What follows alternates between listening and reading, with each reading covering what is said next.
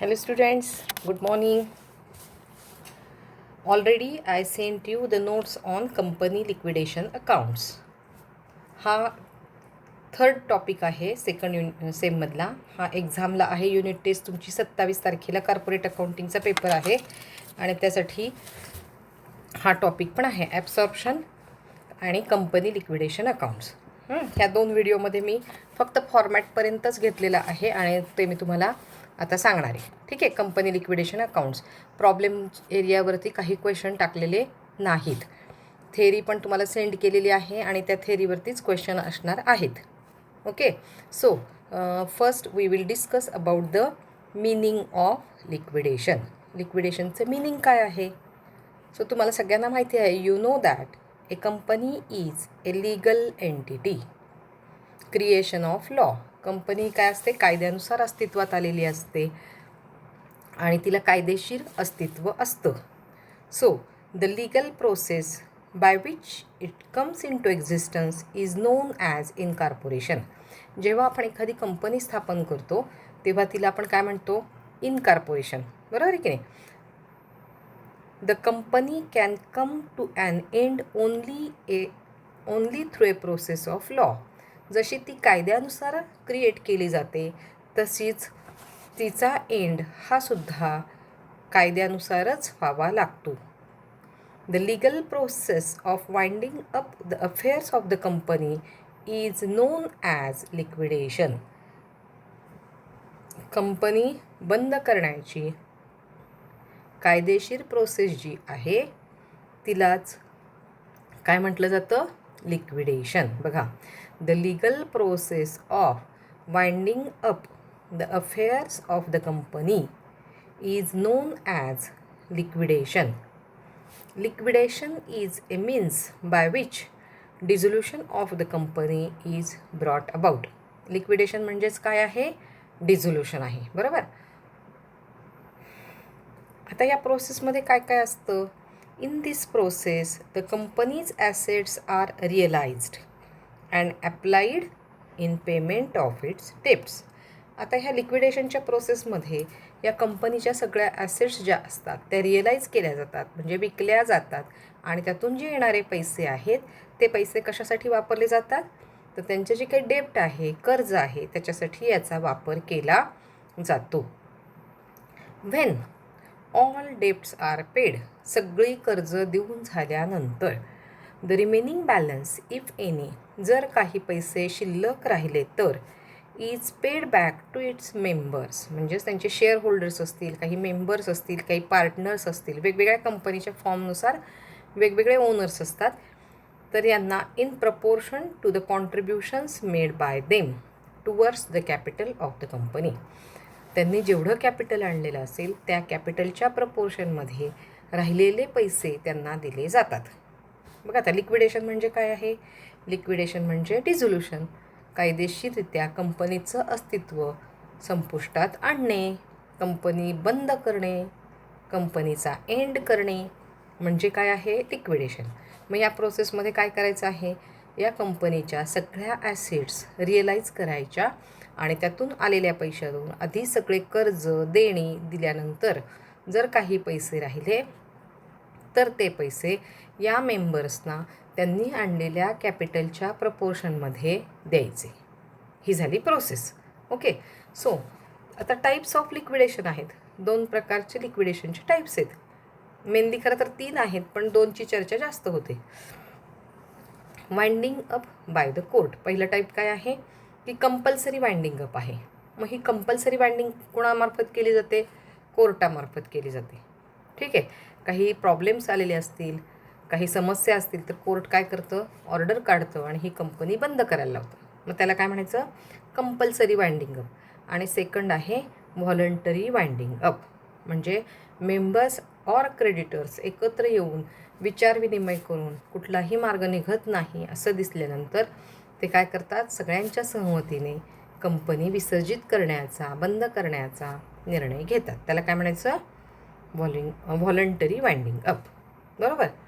मग आता जेव्हा कंपल्सरी वाइंडिंग अप असतं, मी नोट्स पाठवलेल्या आहेत, त्याच्यामध्ये सगळं लिहिलेलं आहे. तुम्ही नोटबुक समोर ठेवा म्हणजे तुमच्या लक्षात येईल. कंपल्सरी वाइंडिंग अपमध्ये काय असतं, तर मग कुठल्या कुठल्या गोष्टी आवश्यक असतात. When the company has passed a special resolution, कंपनीला विशेष ठराव मंजूर करावा लागतो. कशासाठी? कंपल्सरी वाइंडिंग अपसाठी. आणखी काय आहे? When a default is made in filing statutory report to the registrar, रजिस्ट्रारकडे स्टॅट्युटरी रिपोर्ट जर पाठवला नाही, नियामक अहवाल म्हणतो आपण मराठीमध्ये त्याला, तर तो पाठवला नाही तर काय आहे? कंपल्सरी वाइंडिंग अप होऊ शकतो. When the company does not commence business within a year from its incorporation, 1 वर्ष झालं आहे पण कंपनी अजून सुरू झालेली नाही, तिने आपला व्यवसाय सुरू केलेला नाही, अशा वेळी काय होतं? कोर्ट आदेश देऊन कंपल्सरी वाइंडिंग अप करायला सांगते. नेक्स्ट आहे when it's membership falls below 7. बघा, त्यांची जी मेंबर्स आहेत, सदस्य संख्या आहे ही 7च्या खाली आली, 6, 5 अशी झाली. 2 in case of private company, आणि प्रायव्हेट कंपनीमध्ये 2पेक्षा कमी आली, तर काय आहे? कंपल्सरी वाइंडिंग अप होऊ शकतो. When the company is unable to pay its debts, वरची सगळी कारणं जाऊ दे, हे कारण सगळ्यात महत्त्वाचे. जर कंपनीला आपले स्वतःचे डेप्ट, कर्ज जर देता आलं नाही तर काय आहे? कंपल्सरी वाइंडिंग अप होऊ शकतं. When the court is the opinion that it has just and equitable to wind up the company, आणि कोर्टाला असं वाटलं की ह्या कंपनीचा कारभार व्यवस्थित चालत नाही, तर कोर्ट काय करतं? आदेश देऊ शकतं आणि कंपल्सरी वाइंडिंग अप होऊ शकतं. ओके, आता आहे सेकंड, व्हॉलंटरी वाइंडिंग अप, ऐच्छिक. मग ह्याच्यामध्ये काय काय सांगितलेलं आहे? कसं व्हॉलंटरी वाइंडिंग अप करता येईल? तर फर्स्ट आहे बाय ऑर्डिनरी रिझोल्युशन, वरती स्पेशल रिझोल्युशन होतं कोर्टाचं. आता इथे व्हॉलंटरीला काय आहे? Ordinary resolution passed in general meeting, general मीटिंगमध्ये एक साधा ठराव पास करून वाइंडिंग अप करता येतं. Where the duration of the company as fixed by articles expire, म्हणजे बघा, आर्टिकल्स ऑफ असोसिएशन असतात की नाही, AOA MOA, हे झालेलं आहे आपल्या 11वीमध्ये, आणि याच्यामध्ये लिहिलेलं असेल की कंपनी 5 वर्ष काम करणार आहे आणि ती 5 वर्षाची मुदत जर संपली असेल तर काय केलं जातं? वाइंडिंग अप केलं जातं. Then where the articles provided for the winding up on the occurrence of any event and the specified event has occurred, आणि आर्टिकलमध्ये लिहिलेलं आहे की एखादा अशी घटना घडली तर कंपनी बंद करता येईल, आणि त्या पद्धतीची जर घटना घडली तर काय आहे? व्हॉलंटरी वाइंडिंग अप करता येतं. समजलं? तर अशा पद्धतीचं हे सगळं आहे वाइंडिंग अपबद्दलच्या, लिक्विडेशनबद्दल. आता म्हणजे SPPU, सावित्रीबाई फुले पुणे युनिव्हर्सिटीमध्ये लिक्विडेशनचे जो प्रॉब्लेम आहेत हे वेगळे आहेत. म्हणजे दोन पद्धती आहेत लिक्विडेशनच्या. ह्या 2 पद्धतीपैकी पहिली मेथड जी आहे ती SPPUला होती, पण आपल्या ऑटोनॉमसच्या सिलेबसमध्ये आपण काय केलेलं आहे? स्टेटमेंट ऑफ अफेअर्सची दुसरी मेथड आपण काय केलेली आहे? सिलेबसमध्ये दिलेली आहे, म्हणून आपण ती दुसरी मेथड घेणार आहे. ठीक आहे. But before that I want to explain one term, that is liquidator. खूप महत्त्वाची व्यक्ती आहे आणि या लिक्विडेटरबद्दल मी तुम्हाला सांगते. काय आहे लिक्विडेटर?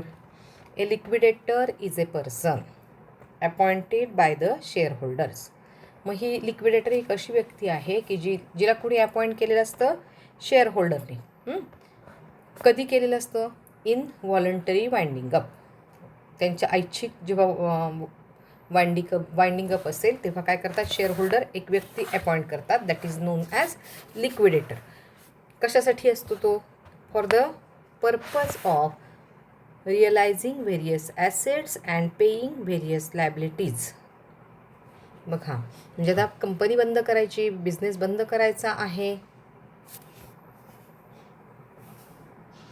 आणि मग अशा वेळी हे कंपनीचं सगळं काम करणं, सगळे कंपनीचे ॲसेट्स विकणं, कंपनीचे जे काही देणी आहेत ते देणी देण्यासाठी कोणीतरी व्यक्ती अपॉइंट करावी लागते. म्हणून कंपनी काय करते की अशा एका व्यक्तीची नेमणूक करते, that is known as liquidator. मग ही व्यक्ती काय करते, सगळ्या कंपनीच्या ॲसेट्स ज्या आहेत या ॲसेट्स विकते आणि कंपनीची जी काही देणी आहेत ती देणी देण्याचा प्रयत्न करते.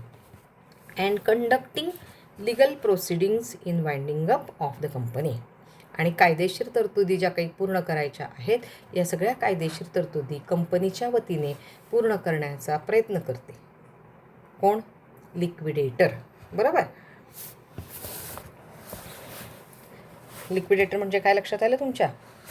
ठीक. आता पहिली मेथड तर तुम्हाला प्रॉब्लेमची नाहीच आहे. एक्झामला मी प्रॉब्लेम विचारणारच नाही, फक्त थेअरी विचारणार आहे.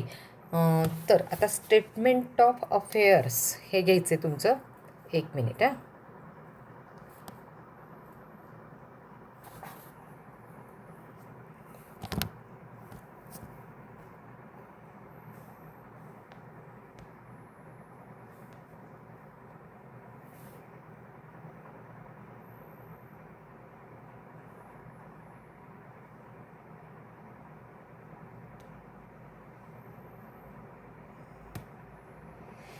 बरं, स्टेटमेंट ऑफ अफेअर्स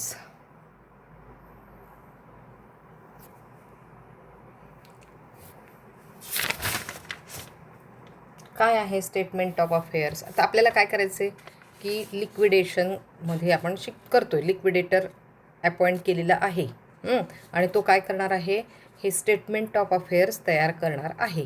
मग हे स्टेटमेंट ऑफ अफेअर तयार करत असताना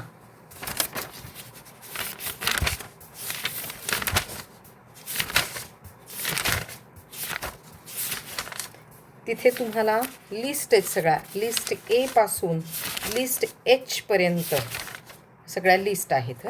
मग ह्या लिस्टमध्ये कोणकोणत्या ॲसेट्स येतात आणि काय हे सगळं आपल्याला पाहायचं आहे.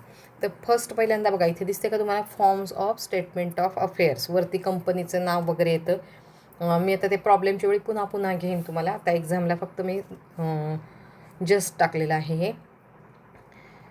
वरती डेट वगैरे येते, being the date winding up order of appointing.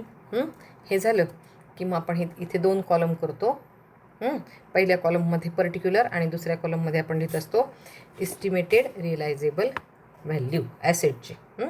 आता ए पासून लिस्ट सुरू होते.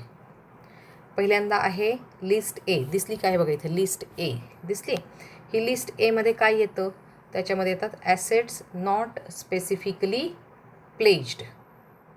बरोबर. ॲसेट्स नॉट स्पेसिफिकली प्लेज्ड म्हणजे ज्या ॲसेट्स कोणालाही तारण दिलेल्या नाहीत, अशा सगळ्या ॲसेट्स. बरोबर. आपण खूप वेळा काय करत असतो की आपल्या ॲसेट्स तारण देऊन, मॉर्गेज देऊन कर्ज मिळवत असतो. बरोबर. मग त्या ॲसेट्स इथे येणार नाहीत. मग ज्या ॲसेट्स तारण दिलेल्या नाहीत अशा ॲसेटची यादी ही कशामध्ये येते? लिस्ट एमध्ये. ओके. काय आहे list A? Assets not specifically pledged. मग याच्यामध्ये बघा, balance at bank, cash in hand, marketable securities, bills receivable, trade debtors, loans and advances, unpaid calls, stock in trade, work in progress.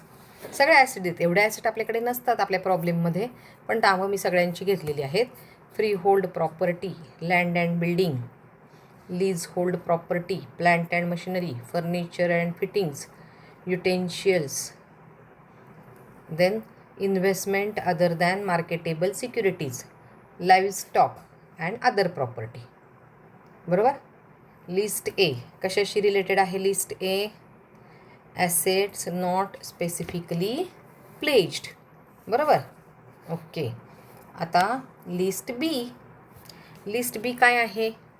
Assets specifically pledged. ह्या अशा 2च assets असतात की ज्या आपण तारण दिलेल्या असतात आणि त्याच्यावरती आपण काय केलेलं असतं? कर्ज घेतलेलं असतं. अशा ॲसेट्स कुठे येतील? लिस्ट बीमध्ये. Assets specifically pledged. मग आता हे लिहित असताना मात्र आपल्याला 4 कॉलम करावे लागतात. बघा, 1 2 3 4. ह्या अमाऊंटचा कॉलम सोडू ना, 4 कॉलम आहेत. पहिल्या कॉलममध्ये काय येतं? Estimated realisable value. Then second, due to secured creditors. Third आहे डेफिशियन्सी रँकिंग ॲज अनसेक्युअर्ड. आणि फोर्थ आहे surplus carried to last column. आता इथे काय येणार समजा, आता बघा एक एक्झाम्पल घेतलं आपण, free hold property. Free hold प्रॉपर्टीची व्हॅल्यू आपली आहे समजा बॅलन्स शीटमध्ये 1,00,000 रुपीज. या 1,00,000 रुपीजवरती आपण काय केलेलं आहे, 75,000चं कर्ज घेतलेलं आहे ड्यू टू सेक्युअर्ड. इथं किती येतील, 75,000. ओके. आता डेफिशियन्सी रँकिंग ॲज अनसिक्युअर्ड. आता डेफिशियन्सी आहे का 1,00,000ची आहे, 75,000 म्हणजे उलट पैसे शिल्लक राहत आहेत. किती राहत आहेत, 25,000. कमी असतील तर इथं डेफिशियन्सीमध्ये आले असते. आता 25,000 जास्त राहत आहेत म्हणजे इथे येतील सरप्लसला 25,000. लक्षात येते. Vice versa. समजा काय आहे की इथे इस्टिमेटेड फ्री होल्ड प्रॉपर्टी 1,00,000 रुपीजची आहे आणि आपण काय केलेलं आहे, त्याच्यावरती लोन घेतले 1,50,000. 50,000 जास्त, मग डेफिशियन्सी येणार किती, 50,000. सरप्लस येईल का तेव्हा, नाही येणार. समजलं. ठीक आहे. मग आता इथे काय करायचं की ह्या पहिल्या कॉलमची म्हणजे लिस्ट एची आपण टोटल घेतली. आता लिस्ट बी पण येईल, बरोबर. मग इथे लिहिले बघा, estimated surplus from asset specifically pledged म्हणजे ए लिस्टचे इथं अमाऊंट येईल. Then second, estimated total assets available for preferential creditors, debenture holder, secured by floating charge and unsecured creditors carried forward. हे नेहमी लिहायचं प्रत्येक वेळेस. हा शब्द, हे वाक्य आलंच पाहिजे. पहिलं लिस्ट एचे पैसे आले आपण जी घेतली ती. आता लिस्ट बीचं जे काय आहे ते इथेच राहणार, इनर कॉलमला ते इथे लिहिणार आपण. आता हे जे पैसे आहेत हे पैसे कोणासाठी आहेत आपल्याला, preferential creditors, then debenture holders, secured आहेत की नाही आपण घेतले. डिबेंचर होल्डर्सना काही सिक्युरिटी दिली होती ते, बरोबर. म्हणजे आता इथे हे वाक्य नेहमी लिहायचं. Then summary of gross asset. मग आता ह्या समरीमध्ये काय लिहायचं असतं की हे बघा, gross realisable value of asset specifically pledged म्हणजे लिस्ट एचे रुपये इथे येतील. आणि अदर ॲसेट्स म्हणजे ह्या वरच्या ॲसेट्स 2 आणि ह्याची सगळी टोटल आपल्याकडं म्हणजे लिस्ट ए आणि लिस्ट बी मिळून आपल्याकडं टोटल किती पैसे आहेत हे लक्षात येतं. हे पैसे आपण कशासाठी वापरणार आहोत, आपली देणी देण्यासाठी, आपले डेब्ट्स देण्यासाठी, बरोबर.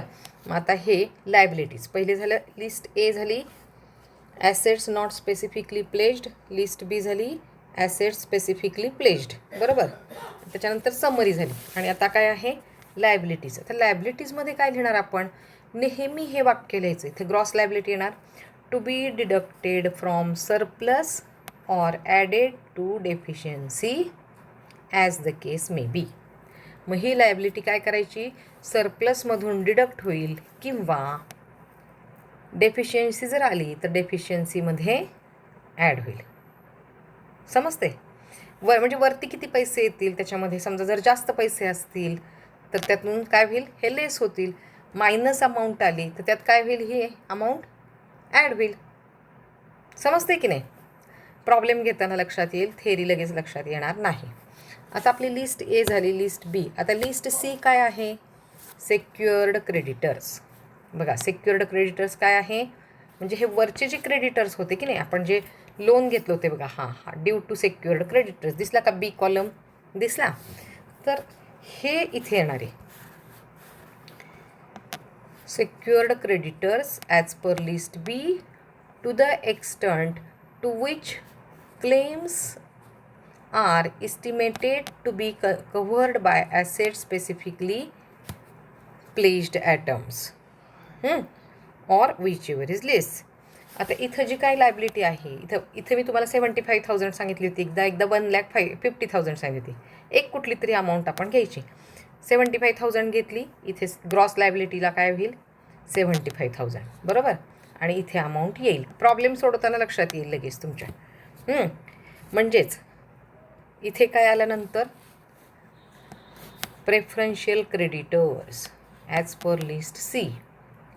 लिस्ट सी कशाशी रिलेटेड आहे, प्रेफरन्शियल क्रेडिटर्स. मग आता हे जे पैसे होते शिल्लक राहिलेले हे कोणासाठी आहेत, पहिल्यांदा सगळे प्रेफरन्शियल क्रेडिटर्स. प्रेफरन्शियल क्रेडिटर्स म्हणजे कोण, ज्यांना प्रेफरन्स देणार आहोत आपण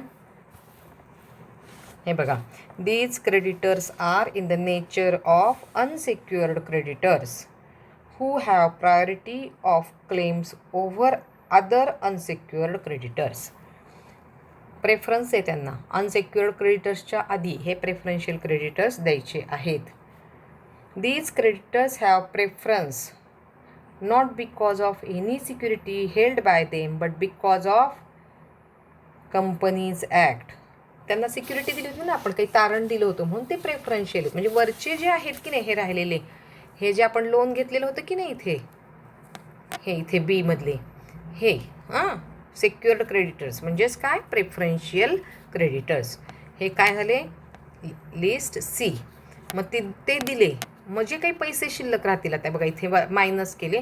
हे पैसे कोणासाठी आहेत, हे आहेत estimated balance of assets available for debenture holders secured by floating charge as per list D. म्हणजे लिस्ट डी कशाशी रिलेटेड आहे, डिबेंचर होल्डरशी. एवढंच आत्ता लक्षात ठेवा, प्रॉब्लेमच्या वेळी सगळं सांगेन मी तुम्हाला. म्हणजे हे राहिलेले पैसे कोणासाठी आहे, डिबेंचर होल्डर्स म्हणून. देन परत लिस्ट सी काय आहे, डी झाला. आता E, unsecured creditors. E list E कशाशी रिलेटेड आहे, अनसिक्युअर्ड क्रेडिटर्स म्हणजे ज्यांना काही तारण दिलेलं नाही.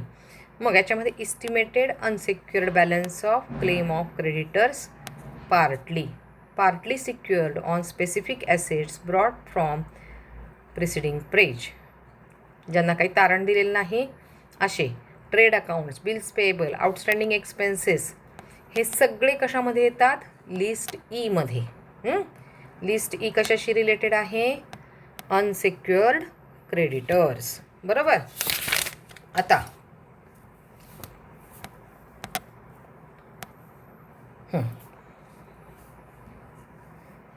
आता राहिलेले पैसे काय आहेत, इस्टिमेटेड सरप्लस ऑर डेफिशियन्सी. म्हणजे सगळ्यांचे पैसे देत आलो की नाही आपण, ए आणि बीचे पैसे टोटल घेतले आपण, ॲसेट्स आहेत ह्या दोन्ही, त्यातनं सी दिला प्रेफरन्शियल क्रेडिटर्स, डी म्हणजे डिबेंचर होल्डर्स दिले, आणि राहिलेले ई म्हणजे काय आहे, अनसिक्युअर्ड क्रेडिटर्स दिले. मग इथे एकतर पैसे शिल्लक तरी राहतील किंवा काय होतील, पैसे कमी तरी पडतील. बरोबर. मग पैसे शिल्लक राहिले तर त्याला काय म्हणायचं, सरप्लस, आणि पैसे कमी पडले तर त्याला काय म्हणायचं, डेफिशियन्सी. बरोबर. आणि मग जे का जर पैसे शिल्लक राहिले असतील तर हे बघा काय करायचं आहे, पैसे शिल्लक राहिले असतील तर ते द्यायचे आहेत शेअर होल्डर्सना, आणि कमी पडले तर काय करायचं आहे, कॉल करायचं आहे प्रेफरन्स शेअर्सना, called up capital, equity share capital वगैरे. समजलं. आता त्याच्यानंतर आहे डेफिशियन्सी अकाउंट और सरप्लस अकाउंट. ही आहे लिस्ट एच, डेफिशियन्सी और सरप्लस. हे आता आपलं टॅली होणार आहे अकाउंट. बरोबर. आता इथे काय आहे, काय काय येईल डेफिशियन्सी और सरप्लसमध्ये, एक्सेस ऑफ कॅपिटल अँड, हे सगळं मी तुम्हाला नंतर शिकवते, हे टॅली होते. पण आता तुम्हाला गडबडीत नाही, तुम्हाला फक्त लिस्ट सांगायच्यात मला. फॉर्म्स ऑफ डेफिशियन्सी आणि सरप्लस हे मी पुन्हा एकदा तुमचं घेईन आपल्या एक्झाम झाल्यानंतर. आता फक्त तुमच्या काय आहे, लिक्विडेशन म्हणजे काय ते माहिती पाहिजे, लिक्विडेटर म्हणजे काय हे माहिती पाहिजे, आणि लिस्ट ए कशाशी रिलेटेड आहे, बी कशाशी आहे, सी काय आहे, डी काय आहे, ई काय आहे आणि एच काय आहे. ह्या लिस्ट लक्षात आल्या की नेक्स्ट लेक्चरपासून आपण काय करणार आहोत, प्रॉब्लेम घेणार आहोत. पुन्हा व्हिडिओ ऐका, सगळं नोटबुकमध्ये लिहून घ्या आणि चांगल्या पद्धतीने एक्झाम द्या. 27 तारखेला दुपारी 3 वाजता आपला पेपर आहे. Okay, all the best.